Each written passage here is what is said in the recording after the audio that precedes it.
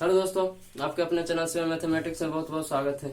इसके पहले के वीडियो में हम आप लोग को मैट्रिक्स चालू किए थे। उसमें हम प्रश्नावली 3.1 बता दिए थे और उसमें हम प्रश्न संख्या 6 तक बता दिए थे, यानी कि 5 तक बता दिए थे और 6 में 3 प्रश्न था तो उसमें हम 1 बता दिए थे और शेष 2 है। तो उसको आज हम सोल्व करेंगे। तो आप लोग नहीं देखे होंगे तो पिछले क्लास का वीडियो जाकर देख लेंगे, उसमें प्रश्न संख्या 5 तक बना हुआ। आज हम देखते हैं प्रश्न संख्या 6 से। तो 6 में हम इसमें पहला बता दिए थे, इसमें एक्स वाई और जेड का मान ज्ञात करने के लिए करा। इसमें हम कल पहला बता दिए थे, आज दूसरा से देखते हैं। दूसरा सोल्व। तो दूसरा में कर रहा है x plus y 5 plus z 2 x y is equal to 6 5 2 8। और इसमें करा एक्स वाई और जेड का मान ज्ञात करने के लिए। तो इसमें सबसे पहले देखेंगे ये A11 की जगह है, ये A12 की जगह है, ये भी A11 की जगह, ये भी A12 की जगह, दोनों बीच इक्वल है, बीच में दोनों बराबर होगा। तो इसको सबसे पहले इसको देखते हैं। तो एक्स वाई इजकल टू 8 हो जाएगा। तो यहाँ पर या तो x का मान निकालेंगे या तो y का मान निकालेंगे। तो यहाँ पर x के मान निकालते हैं तो x बराबर 8/y हो जाएगा। इसलिए अब यहाँ से देखते हैं x plus y is equal to 6। अब इसको इसमें x का मान रख देंगे तो x इस समीकरण इसको 1 मान लेते हैं। समीकरण 1 में x का मान रखने पर तो x बराबर क्या है 8/y है प्लस y इजकल टू 6। अब y एलसीएम लेंगे तो 8 plus y square is equal to 6। तो तिरछा तिरछी गुना कर देंगे तो वाई स्क्वायर इधर प्लस 8 इजकल टू 6y। अब y square minus 6y plus 8 is equal to 0। इसको द्विघात पर अब तोड़ेंगे। तो द्विघात गुणनखंड विधि से तोड़ने के लिए क्या होता है, पहला और अंतिम के गुना करके बीच वाला लाना होता है। इसको कर देंगे y square minus 2y minus 4y plus 8 is equal to 0। 4 दूनी 8 हो जाएगा, 4 और 2 6 भी हो जाएगा। तो यहाँ पर y कॉमन हो रहा है तो y -2 माइनस 4 कॉमन हो रहा है तो y -2 इजकल टू 0। y -2 मिल गया तो इसको 1 लिख देंगे, फिर y -4 इजकल टू 0। अब y -2 इजकल टू 0 तथा y -4 इजकल टू 0। तो y इजकल टू 2 तथा y इजकल टू 4। y का 2 मान निकल गया। और यहाँ पर x plus y is equal to इतना निकालना, x और y और z का मान ज्ञात करना था। जब y का 2 मान निकल गया तो x और y का भी मान 2 निकलेगा, x और z का भी। तो यहाँ पर देख लिया, देखिए अब y का मान सबसे पहले समीकरण 1 में पहले 2 रखते हैं। तो समीकरण 1 में y बराबर 2 रखने पर y बराबर समीकरण 1 क्या है, x plus y is equal to 6। तो x प्लस y 2 है, 2 इजकल टू 6।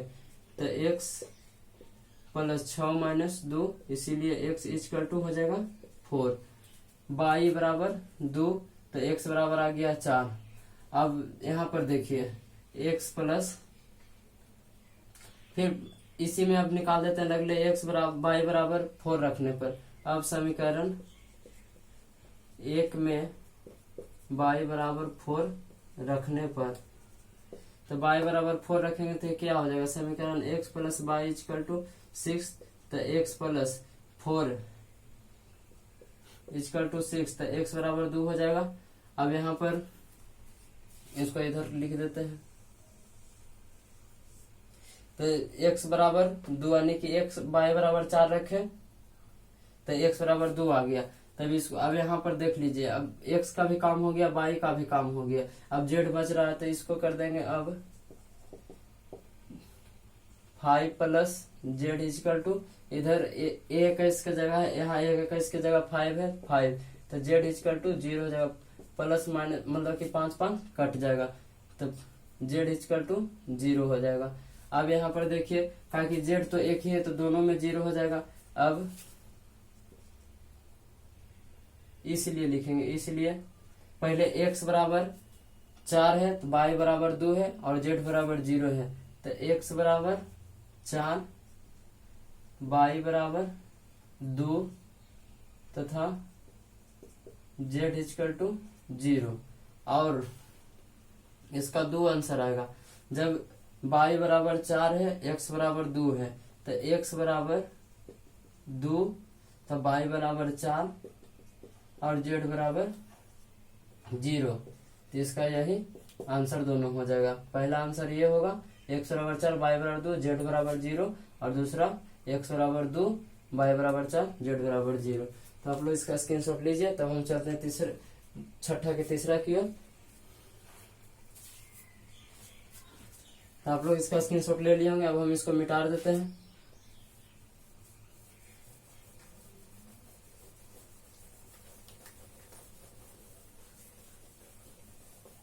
छठा का तीसरा विषय में इसी कर रहा है, एक्स और वाई और जेड का मान ज्ञात करने के लिए।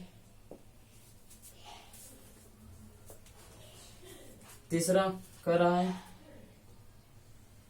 X plus Y plus z, x plus z, y plus Z equal to 9 5 7। इसमें दिया हुआ है इतना बराबर ये दिया हुआ है, इतना बराबर ये और इतना बराबर ये। तब इसमें मतलब कैसे मान निकाल के बैठाएं कि तीनों का मान आसानी से निकल जाएगा। तो इसमें देखिए वाई प्लस जेड आपको दिख रहा होगा और इधर एक्स है, यहाँ भी देखिए वाई प्लस जेड बराबर 7 है। तो सबसे पहले वाई प्लस जेड का मान निकाल लेते हैं। तो Y plus Z equal to 7 हो गया। अब पुनः अब ये उतारेंगे X plus Y plus Z equal to 9। अब वाई प्लस जेड की जगह 7 लिख सकते हैं, तो इसको मान लेते समीकरण 1। तो समीकरण, इसको समीकरण 1 मान लीजिए, इसको 2। तो समीकरण 2 में समीकरण 1 का मान रखने पर, समीकरण 2 में समीकरण 1 का मान रखते हैं। तो x plus Y plus Z equal to 9। तो x plus Y plus z समीकरण 1 है, तो इसका इतना बराबर 7 है, 7 9। तो एक्स इक्वल टू 2 हो जाएगा, 9 माइनस 7 2। अब एक्स का मान निकल गया। अब एक्स का मान अगर इसको में रख देते हैं तो जेड का मान निकल जाएगा। तो अब इसको उतारते हैं एक्स प्लस,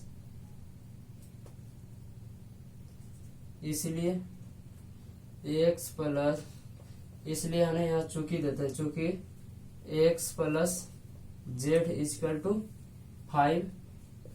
अब एक्स बराबर 2 है तो 2 प्लस जेड इक्वल टू 5, 2 उधर चल जाएगा तो जेड इक्वल टू 3 हो जाएगा।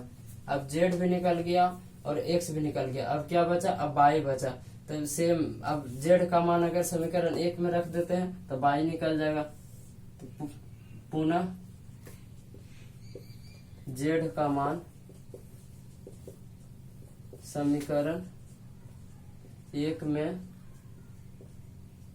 रखने पर, तो Y plus Z equal to 7 है, तो वाई प्लस जेड 3, तो वाई बराबर 4 आ जाएगा। अब इसीलिए एक्स इक्वल टू, एक्स कितना है 2, वाई इक्वल टू 4 तथा जेड इक्वल टू 3। ये हमारा आंसर हो गया। तो आप लोग इसका स्क्रीनशॉट लीजिए। तब हम चलते हैं प्रश्न संख्या 7 की ओर।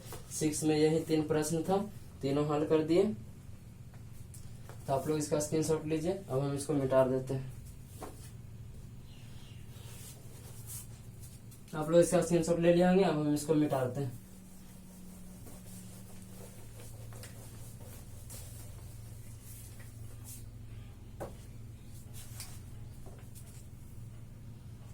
7 सोल्व।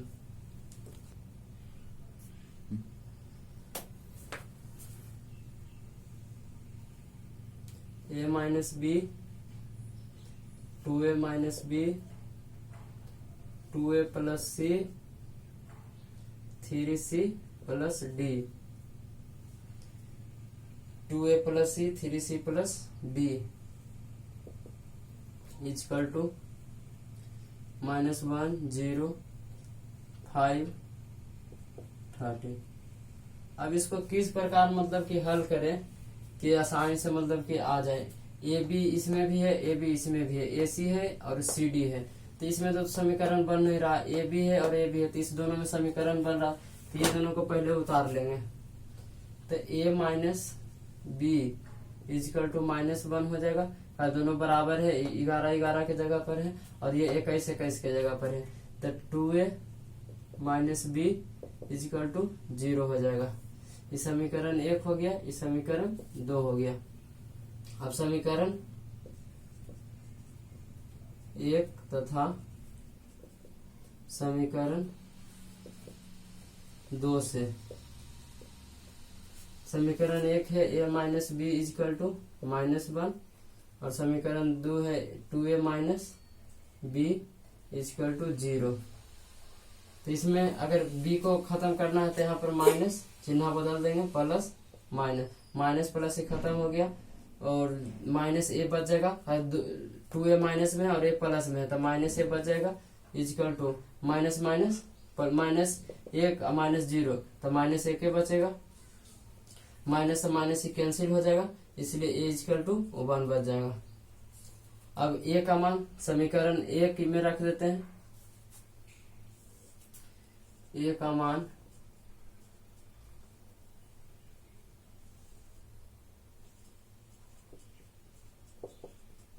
समीकरण 1 में रखने पर, समीकरण 1 क्या है, a minus b is equal to -1, तो a का मान 1 है, माइनस बी इजकल टू -1, तो माइनस बी इजकल टू -1 तो b इजकल टू 2 हो जाएगा, और माइनस यहाँ माइनस है, माइनस से माइनस कैंसिल हो जाएगा, तो इसीलिए b इजकल टू 2 हो जाएगा।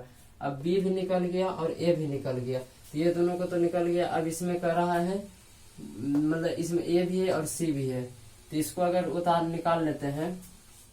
अब 2a plus C is equal to 5 का ये भी a 12 की जगह पर a भी a 12 की जगह, बीच में बराबर है, दोनों बराबर होगा। अब इसको 2 एक जगह क्या है, 1 है, 1 प्लस सी इजकल टू 5, तो 2 प्लस सी इजकल टू 5, तो सी इजकल टू 3 हो जाएगा। फिर अब किसको उतारेंगे, और ई भी, ये सी इसका भी काम हो गया, इसका भी हो गया, इसका अब बचाइए, इसमें 3c प्लस डी दिया हुआ है, तो फिर पुनः लिखेंगे 3c plus D is equal to 13, 3 C की जगह क्या है 3 है, plus D 9 plus D is equal to 13, तो डी 13 माइनस 9, इसीलिए डी 4, इसलिए अतः या इसलिए कुछ भी दे सकते हैं। अतः ए बराबर 1, बी बराबर 2 और सी बराबर 3 तथा डी इजकल टू 4। तो ये 7 नंबर का ये सोल्यूशन हुआ, तो आप लोग इसका स्क्रीनशॉट लीजिए।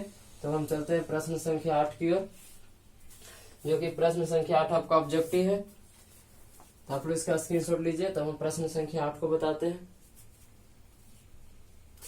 आप लोग इसका स्क्रीनशॉट ले लिए होंगे, अब हम इसको मिटा देते हैं।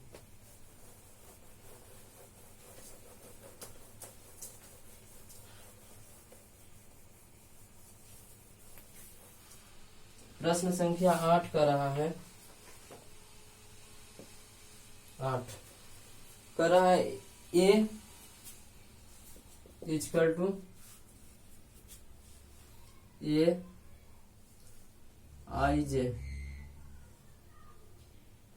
m इंटू n, मतलब m इंटू n कहने का मतलब हुआ कि एक वर्ग आव्यूह है, मतलब वर्ग आव्यूह कब, मतलब दोनों बराबर कब होगा, जब m इक्वल टू m हो जाए। वर्ग आव्यूह कहने का मतलब क्या था, दोनों दो पंक्ति रहेगा और दो अवयव रहेगा, वर्ग आव्यूह हो जाएगा। तीन पंक्ति रहेगा और तीन अवयव रहेगा तो वर्ग आव्यूह हो जाएगा। इसी प्रकार तो कह रहा है वर्ग आव्यूह कब होगा, तो जब m पंक्ति और स्तंभ जब दोनों इक्वल हो जाएगा तब मतलब कि ये वर्ग आव्यूह हो जाएगा। तो इसीलिए m इक्वल टू n होगा, तब ये वर्ग आव्यूह हो जाएगा, वर्ग आव्यूह। इसलिए ऑप्शन नंबर सी 8 का आंसर हो जाएगा। अब 9 नंबर का रहा है, आप लोग तो इसको समझ ही गए, इसमें तो कुछ उतारना नहीं है, इसको मिटा देते हैं।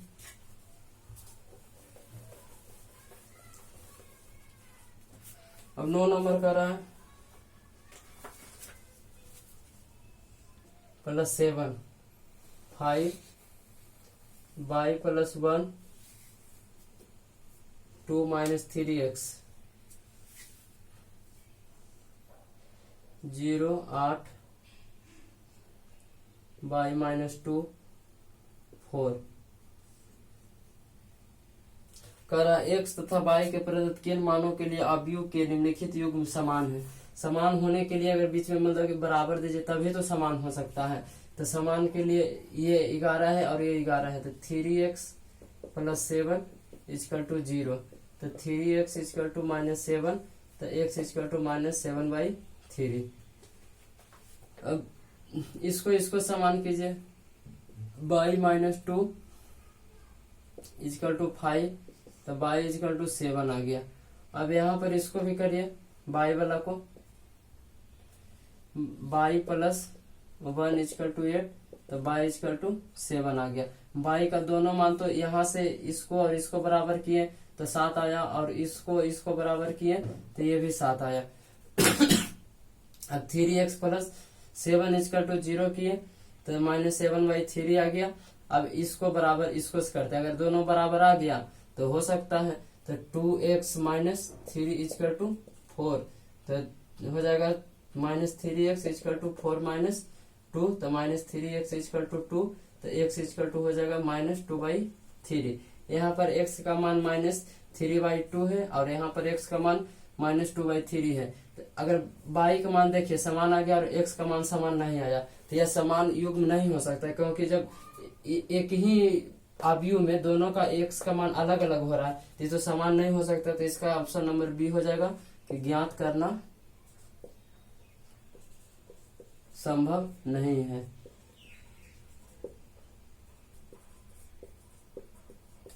तो ये आपका ये 8 नंबर ऑब्जेक्टिव हो गया। अब चलते हैं, 9 नंबर हो गया, ये 9 नंबर था। अब चलते हैं प्रश्न संख्या 10 की ओर। तो आप लोग इसका स्क्रीनशॉट लीजिए। तो हम चलते हैं प्रश्न संख्या 10 की ओर। आप लोग इसका स्क्रीनशॉट ले लिए होंगे। अब हम इसको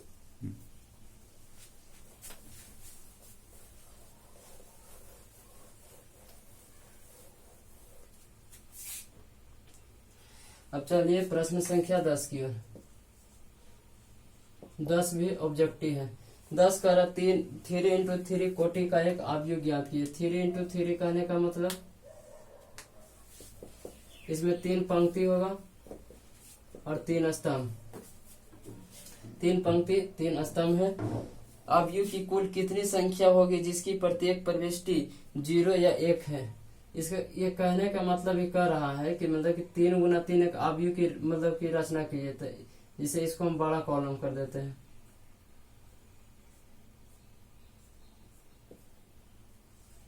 थ्री इंटू थ्री कर इसमें 0 या 1, 0 या 1, 0 या 1, 0 या 1, मतलब कह 0 या 1 रखने पर